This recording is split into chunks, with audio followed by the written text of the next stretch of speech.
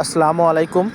কুমিল্লা ভ্রমণ শেষে আমরা রওনা দিলাম খুলনার উদ্দেশ্যে।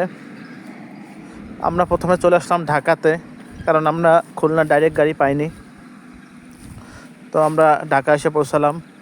তারপরে আমরা টুঙ্গিপাড়া এক্সপ্রেসের টিকিট কাটলাম। তো আমাদের গাড়ি 1 ঘন্টা ডিলে ছিল, যার কারণে আমরা চলে গেলাম একটি হোটেলে খাওয়া দাওয়ার জন্য দুপুরে। তো আমরা ফ্যামিলির সবাই দুপুরে একটি হোটেলে খাওয়া দাওয়া সেরে নিলাম। তারপরে আমরা কাউন্টারে চলে গেলাম এবং নির্দিষ্ট সময় আমাদের বাসটি ছেড়ে গেল।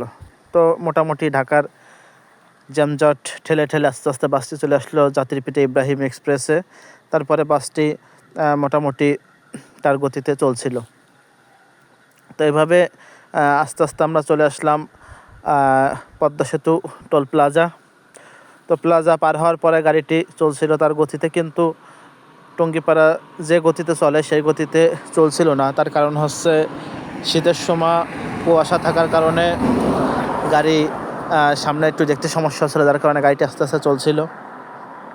তো ধন্যবাদ আপনাদের ভিডিওটি দেখার জন্য। যে যেখান থেকে দেখছেন সবাই ফলো করে পাশে থাকবেন এবং ইউটিউবের বন্ধুরা অবশ্যই সাবস্ক্রাইব করবেন। ধন্যবাদ।